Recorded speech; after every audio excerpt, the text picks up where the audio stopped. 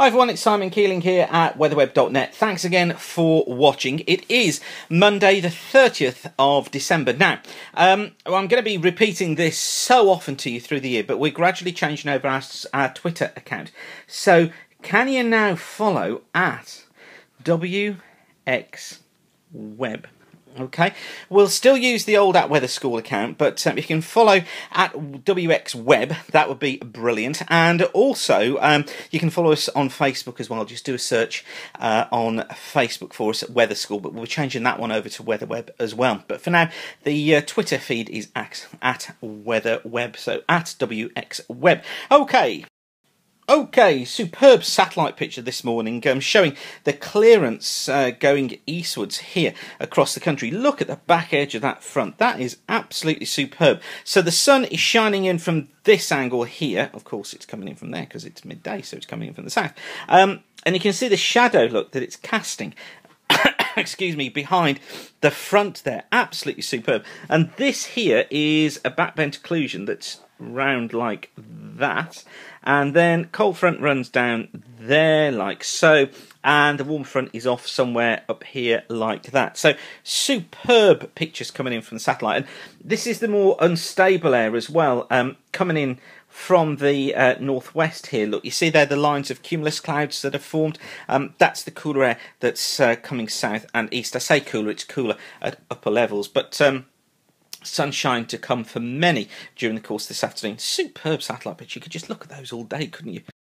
But you wouldn't want to look with me. It would just bore you, wouldn't it? Anyway, these are the gusts up to 12:30 today. So these are the peak gusts that we've seen. I'm out here in West Wales, and boy was it windy here overnight and through this morning as well.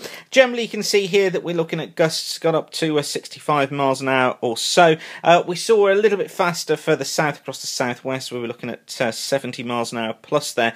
These high figures you see here, and also one of them here, these are mountain tops, so really we ignore most of those. Generally, speeds have got up to around the 50 to 60 mile an hour mark across much of southern England, parts of the Midlands as well, and up to between 60 and 70 miles an hour out towards the west. Things now dying off though as this clearance moves in.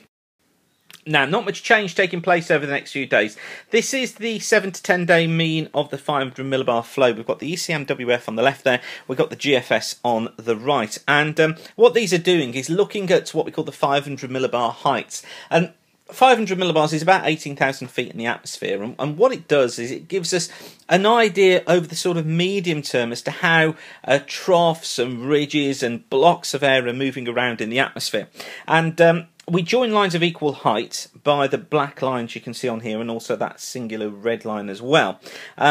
And then what we do on these charts is say, okay, well, these are heights above normal or below normal. So below normal is blue colours, above normal is red. And where you see heights above normal, generally that's higher pressure. Where you see blue, it's generally lower pressure.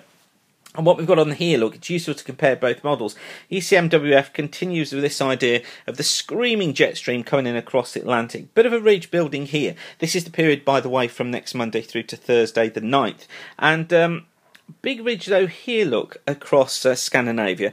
Also, the GFS builds the ridge in the Atlantic, deep trough here, and builds the ridge there across Scandinavia and Western Russia as well. So they're actually quite similar, but it's interesting to see these ridges and these troughs starting to dig in a little bit. That may hint that the pattern may just start to buckle a touch and perhaps go a little bit more meridional. So it may just slow down this west to east flow, and with things going on in the stratosphere as well, it all points towards this colder middle part of January that I've been telling you about. And we're kind of building evidence day on day. This is the GFS Ensemble temperature forecast for Manchester for the next 15 days. You notice we hold fairly steady until about the 7th, and then we see this downward trend in temperature. Now, I question this date. I don't think it's the 7th. I think it's going to be around about the 10th is the date that we see cooler or colder air moving in. I don't see it being a desperately cold winter snap, but I do think that we're going to be seeing colder weather than we have for some time, and I wouldn't be surprised if many of us don't see some frost and at least some snow, even if it's only for a few hours. And the CFS, the longer range model's been kind of hinting at this for some time. Look, it follows the GFS ensemble quite nicely in pulling down temperatures during next week, and then it really makes them fall more strongly, look, from around the 10th here. Only a short period though. Only makes it last up till about the 21st, and I'd got it longer. I got it in for a couple of weeks, so around about here, but we're pretty close. So I think we've got to look forward through to, I'm still going to go for about the 23rd, 24th as the date when it starts to warm up again, but I do think this is going to be a chillier period here during the middle part of January. Incidentally, you notice it warms up, and then what the CFS has tried to do again is just to try and pull temperatures off a little bit here at the beginning of February. I've got to say, I'm not sure that's going to happen. I think we'll probably go back into just a more unsettled westerly flow.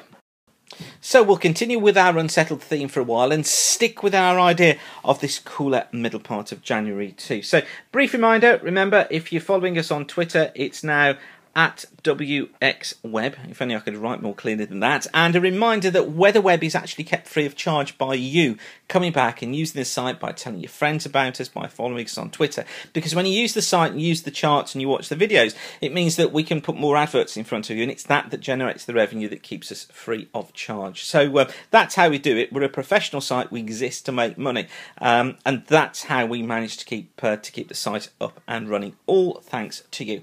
So for now, thanks for watching weatherweb.net. Whatever you're doing, have a great day and keep the sun shining. Bye for now.